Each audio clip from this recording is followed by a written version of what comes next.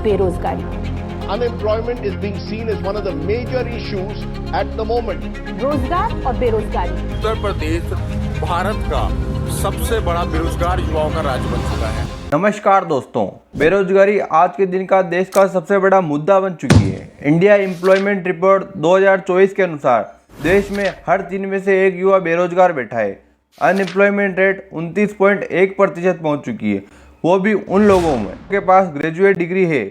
सवाल यहाँ पर यह उठता है कि आखिर ऐसा हो क्यों रहा है। 140 करोड़ लोगों का देश है। इतने सारे लोगों को दाल, चावल, चीनी, साबुन, शैम्पू, टी शर्ट, जूता, स्कूल, अस्पताल, फिल्म, टीवी, स्कूटर, न जाने क्या क्या चाहिए। इतनी बड़ी मार्केट है। विदेशी कंपनियां यहाँ आकर लाखों करोड़ों का प्रॉफिट कमा जाती है, जिनमें से कुछ कंपनी तो ऐसी है जो सिर्फ चीनी और सोडा वाले रंगीन पानी बेचती है। पेप्सिको को उसकी लेटेस्ट आरसीओ फिलिंग के हिसाब से देखें, इंडिया में उसका ईयरली रेवेन्यू 8,000 करोड़ रुपए है। कोको कोला का ईयरली रेवेन्यू 12,840 करोड़ रुपए से भी ज़्यादा है और देश के युवा को 12,800 रुपये की नौकरी नहीं मिल रही। ये कैसे पॉसिबल हो सकता है? इंडिया 5 लार्जेस्ट इकोनॉमी बन गया है और कहानियां सुनाई जा रही है कि हम जल्द ही $5 ट्रिलियन की इकोनॉमी बन जाएंगे, लेकिन इस इकोनॉमी में आपके लिए नौकरियां नहीं है। आखिर कौन खाइए आपकी नौकरियों को, कौन खाइए आपके काम धंधे को? आज के इस वीडियो में अनएम्प्लॉयमेंट की प्रॉब्लम को गहराई से समझते हैं, तो ना सिर्फ सरकार के पर्सपेक्टिव से बल्कि आप भी क्या कर सकते हैं।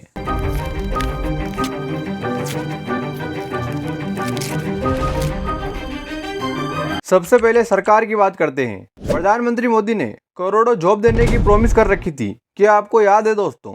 लेकिन हमारे कुछ मीडिया वाले की माने तो उन्होंने ये वादा कभी किया ही नहीं था। मजाक नहीं कर रहा हूँ, एबीपी न्यूज ने इसको लेकर एक फैक्ट चेक किया है। यह बीजेपी चुनावी वायदे के तौर पर कहीं कभी देश को हर साल 2 करोड़ नौकरी देने का वायदा नहीं किया था। इसीलिए मोदी सरकार पर हर साल 2 करोड़ नौकरी न दे पाने का आरोप झूठा साबित हुआ है। मोदी ने तो सिर्फ इतना कहा था कि कांग्रेस ने रोजगार नहीं दिया। उन्होंने ये थोड़ी कहा कि हम रोजगार देंगे। क्यों एबीपी न्यूज वालों, जरा ये बताओ, ये किस पार्टी की पॉलिटिकल कैंपेन है? गाँव को बेरोजगार रखने वालों, जनता माफ नहीं करेगी। चलो हालात बदले, देश की सरकार बदले। दोस्तों, ये एड बीजेपी हरियाणा ने चलाई थी। जी ने हमेशा पढ़ने को बढ़ावा दिया पर नौकरी ना मिली। विकास हो तो ही नौकरी निकले ना। इब जाग उठा है हरियाणा। आज की सच्चाई पता है क्या है? मुझे बड़ा दुख होता है बताते हुए। दोस्तों, इन्होंने हरियाणा में बेरोजगारी को एक नंबर पर लाकर खड़ा कर दिया है। दिसंबर 2022 में सीएम स्टडी के अनुसार हरियाणा के अनएम्प्लॉयमेंट रेट 37.4% है।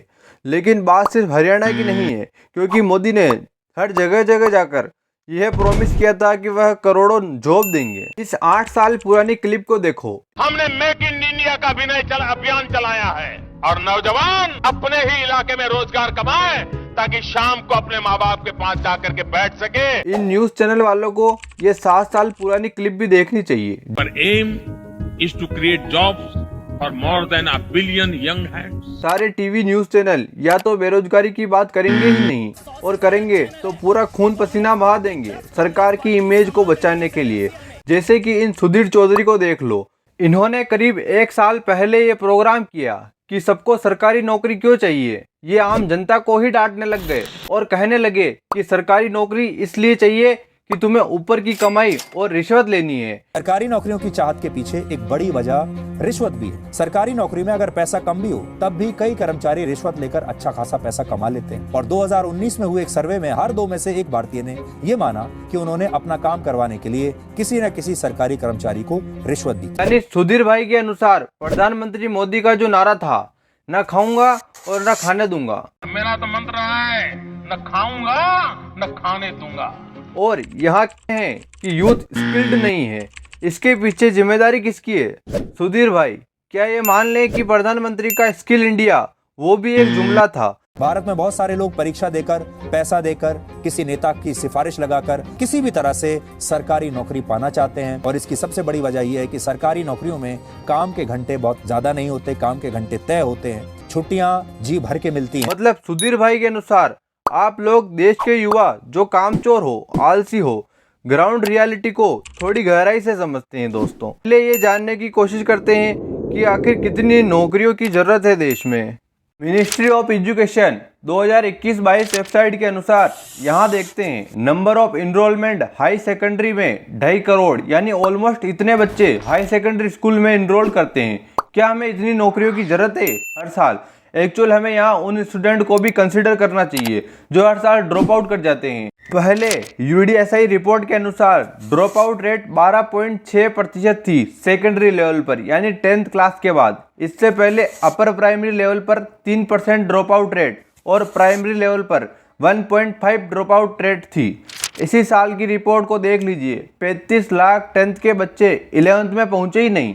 और अगर हम 12th पास और 12th फेल इन सारे ड्रॉप आउट को कंसिडर करें तो ओवरऑल नंबर निकल कर जो आता है वो 3.3 करोड़ के आसपास आता है। इनमें से ज़्यादातर 12th पास स्टूडेंट डिसाइड करते हैं कि वो कॉलेज में पढ़ाई करेंगे या नहीं करेंगे। इसकी बात एक सेपरेट वीडियो में करेंगे। लेकिन क्या हमारे कॉलेज में, देश के सारे कॉलेजेस में इन करोड़ों लोगों को कोमोडिएट करने के लिए इतनी कॉलेज सीट है? इसका जवाब सीधे तौर पर ना होगा।